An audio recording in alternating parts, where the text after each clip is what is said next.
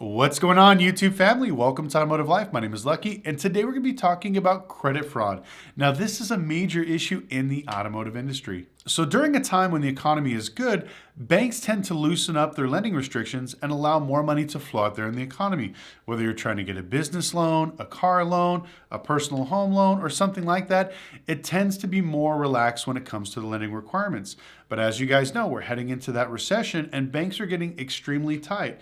Now, today, it's getting even worse because not only are we hit with higher interest rates, so banks have to pay more money for their money, the lending restrictions come even stricter because people are defaulting on their vehicles at a record pace. People are late on their cars and mortgages and student loans and credit cards, and all three of those are at all record high debt levels. So this scares a lot of lenders, so they're making the lending a lot more tighter today. And the reason why I decided to pick this video of actual credit fraud is because one of my viewers sent me a video of one of these credit gurus. They always pop up during an economic recession telling you can get the car, the house, or whatever you want to get on your credit report because it's not that hard. You just have to know a few of the magic tricks. So I subjected myself to paying $200 to listen to this guy ramble, and what he said was absolutely hilarious, and I wanted to share that with you guys today. Now, a lot of the stuff he talked about was basic information, which anybody could find on Google, but a lot of the tricks and stuff that he was talking about simply don't work anymore, like automated approvals. Now, back in the day, we used to tell people you go apply for something at night because they would go off of just your credit score. So if you had maybe one credit card from like Macy's and you paid it for 3 months, you'd be like a 600, 700 credit score. If a computer would run your credit, they would automatically approve you because it was automated. There wasn't an actual person looking at it, checking your credit worthiness.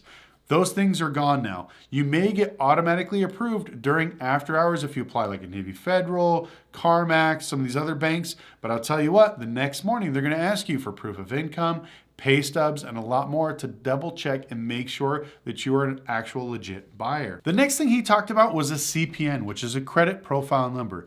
These numbers are used in lieu of your actual social security number. Now I'm going to tell you this, it is not illegal to own a CPN, but it is illegal to use a CPN to defraud a financial institution. Now back in 2008, these things became extremely popular because a lot of people lost their houses, their cars during the Great Recession. And so many people wanted to maintain that lifestyle and get back to where they were, and they didn't want to have to wait 2-3 years to go through bankruptcy and build up their credit.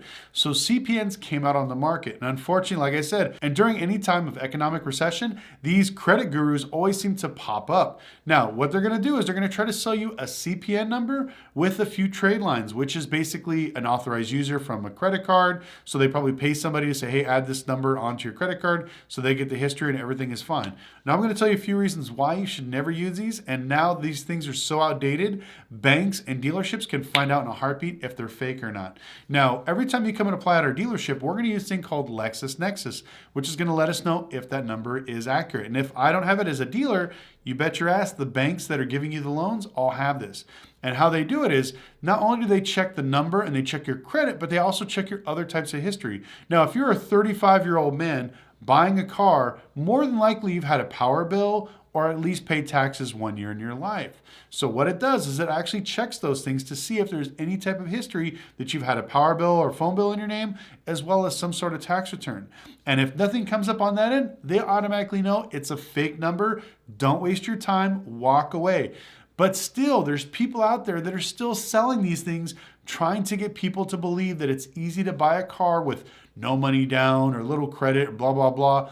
Instead of wasting $5,000 buying one of these CPNs and getting 2 trade lines on your credit, it's better for you just to pay somebody $5,000 to clean up your credit. Have them either get the old things off your account or have them fix and settle some of your debt. Now, even if you were able somehow to trick a small town bank and a small town dealership into giving you a car, now you've actually committed credit fraud. And there are banks out there that are not only turning you into the cops, but they're actually repoing the cars. So you give them the total right that you defrauded them, that they can go pop their car and secure their collateral. So a lot of people, if you're making payments and you put maybe $5,000 down and you paid on it for 2 years thinking you're scot-free and everything's okay, you still run the risk of them actually coming to pick up your car. So don't even waste your time. Another thing is people trying to get away with fake pay stubs and fake bank statements. Those things absolutely 100% don't work anymore. Now, there are people online like this credit guru that actually will sell you pay stubs, a fake job, and then they'll also sell you some sort of like bank statements that they'll charge you $300 to $400 for. The reason why I tell people to stay away from these things is because we use a thing called Plaid. Dealerships as well as banks. I can type in your account number, your information, and it'll actually pull it directly from the bank. So if that account number doesn't match up with the actual name, we know it's fake. It'll also give me transaction history. So if you said that you put $60,000 in your bank, but I run your account and it's negative $20, it'll show the real dollar amount. So that's another way we could tell it's fake. So don't really do that. It's a pain in the butt. Plus, we have automated 1-800 numbers and actual software where we can run your ADP pay stubs as well as one of the other companies and see if this company is a real company and then if they're actually getting paid by you. And this is how we tell if a lot of people are fake. Now, during the pandemic, like I said, a lot of people got so used to buying these cars with no proof of income, no nothing. They got so used to it. Now they're upset because banks are asking them for more and more stipulations.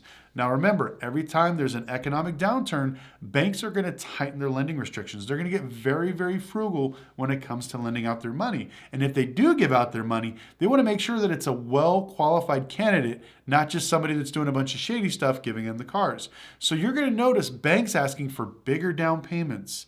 They're going to hit you at shorter terms. So you may have gotten 84 months in your last loan. Now you may only get 48 months. They give you a smaller dollar amount. Maybe your last car was 60 grand. This time they may give you only $35,000. These are all the things banks are doing to offset their risk because remember, record high delinquencies, defaults, and repos have hit the automotive industry. All because of one, people not being able to afford cars because of the pandemic, but even before then, all the auto fraud and auto credit fraud that was going out there basically for the last 10 years. Now, a few other things this credit guru talked about was how you should get authorized users on your credit, which I think is a good thing if you actually know the people. Now, there's a lot of people out there that have no credit or bad credit and they're looking to boost their credit score. Do not buy these authorized users from these people online. I can tell you thousands of stories of clients that I've had where they've literally paid $2-3 grand, got a 10-year-old Bank of America with a $30,000 thing.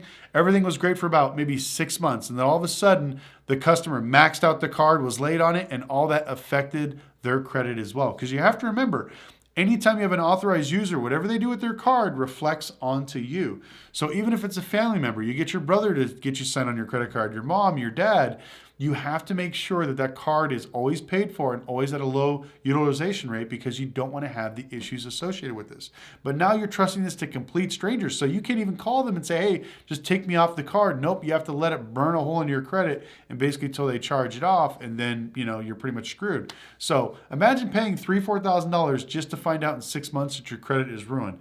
Do not do that. Now, another crazy thing that this credit guru was talking about was getting people to buy cars for you. Now, a lot of people were doing this during the pandemic. They were paying people that had maybe better credit or a little bit of credit or had some sort of proof of income to buy more cars for either themselves, if they were doing Turo or whatever else, so they wanted to start their own rental car fleet. This was really rampant out there. There's people there's websites and groups like usemycredit.com or something. Like they would literally put themselves up there and let people bid on their credit, which was hysterical. But I always recommend not doing that. Now, one, this is illegal because it's called a straw purchase. A lot of banks, when they find out that you're using somebody else to buy a car for you, they will actually find out about it because what they're going to do is they're going to see where the car is parked, and then on top of that, they're going to get notifications from the actual insurance company. So if Mr. Bob Smith bought the car and it's in his name and he lives in, let's say, Georgia, but Mr. Henry Smith owns it in Houston, Texas, and the insurance is under his name, they're going to wonder why Mr. Bob Smith is not on that actual policy. So it's going to make it a big red flag and let the banks know that that is a straw purchase. They have two options. They're going to ask you to either add your name onto the loan or add Mr. Bob Smith onto the insurance, or they may even just pop your car and take it because they believe you purchased it under false pretenses. Another thing during the pandemic that people were doing that was absolutely crazy was buying multiple cars in one day. Now, this guy that was talking about this wasn't a credit guru, he was a Turo guru. And he was telling his people that were following him to go out and buy 5 cars in one day.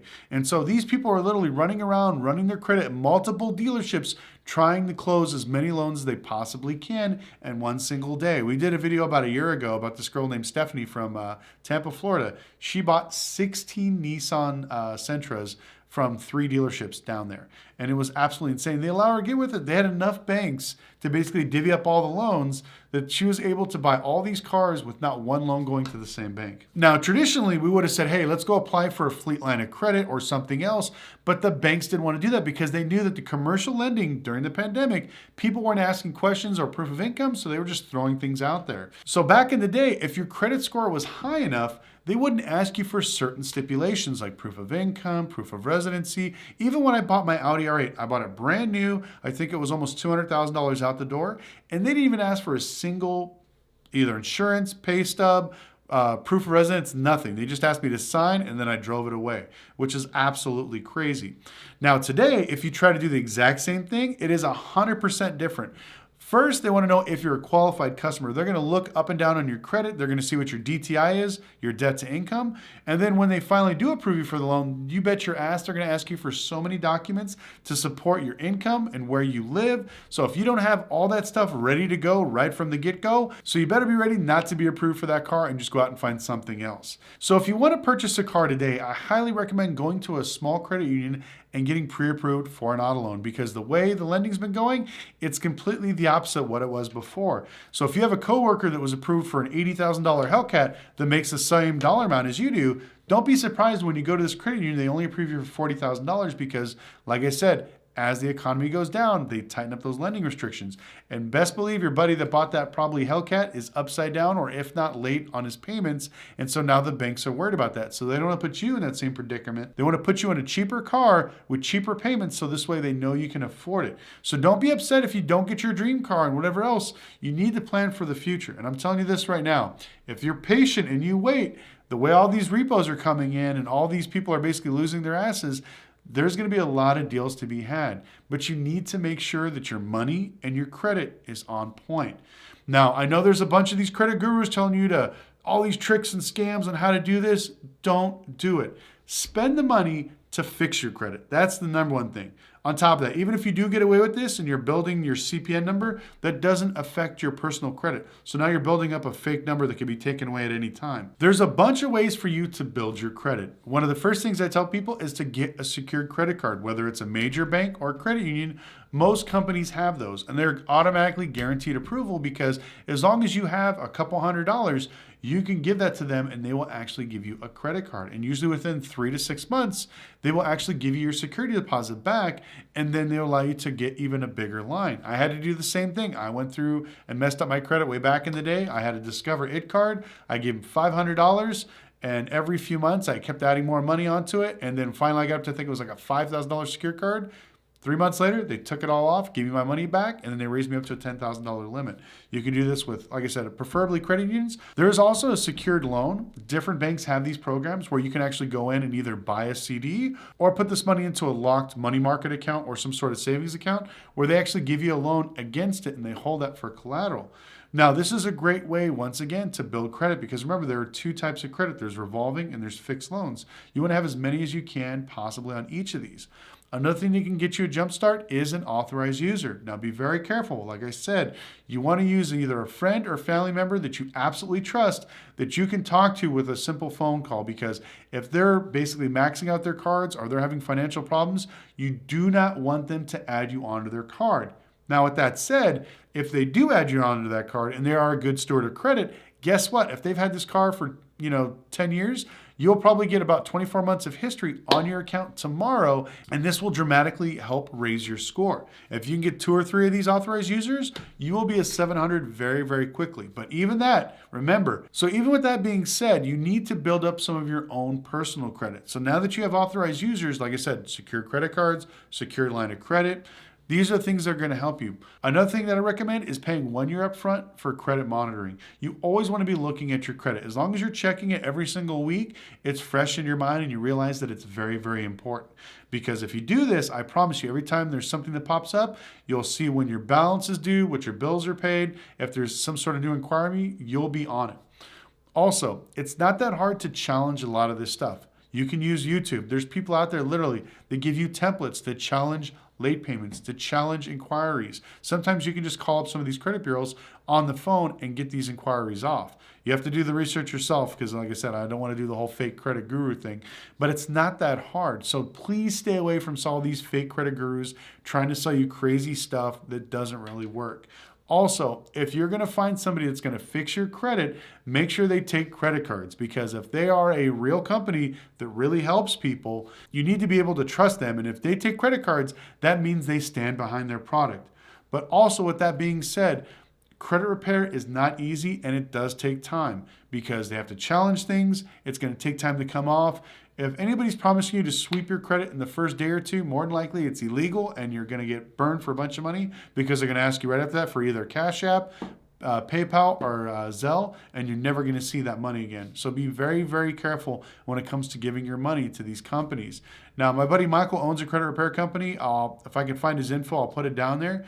But there's very few people that I trust when it comes to doing this credit repair. But I wanted to make sure that I bring this out here and let you guys know of what's currently going on in the market when it comes to credit fraud. It absolutely blows my mind. So if you're thinking about doing it, please stay away. Now, I'd love to hear your opinions in the comment section below. What do you guys think of like CPNs? Did you guys know what they were? Do you guys currently have one? I've had some friends that bought houses and cars with them and then wound up getting burned later on. I've had some people get, $2 million of authorized users on their credit just to purchase commercial properties. But then sometimes some good stuff happens, sometimes some bad stuff happens. But either way, let me know your opinions down below. Also, I'd love to know if you have any good credit repair people that you trust. I'd love to share them with the group, so make sure you share that as well. Also, if there's anybody out there that's taken your money and basically BS'd you, put them down in this comment section below, or any other fake credit guru tag them in there, because there are a lot of people out there that are ripping people off that are taking their money. And unfortunately, during an economic recession, you're going to see a lot of these guys coming out of the woodworks because they know people are desperate. And it sucks, and trust me, I've been there too. I screwed up my credit when I was younger, and then I screwed it up again later when I wound up getting a bunch of business debt. But once you learn this stuff, like I said, now it's like second nature. I don't want to get myself buried. I don't want to get too much credit card debt, and I don't want to buy too many things that I can't afford. But with that being said, like I said, we all make mistakes, so don't punish yourself for it. Just fix your credit. Do it the right way, because it will pay dividends in the long run. But anyways, I want to thank you guys so much for watching. Once again, follow us on Instagram at Lucky Lopez. If you'd like to learn anything, please like and subscribe. We're on our mission to hit 500K, so please do, and we'll see you next video.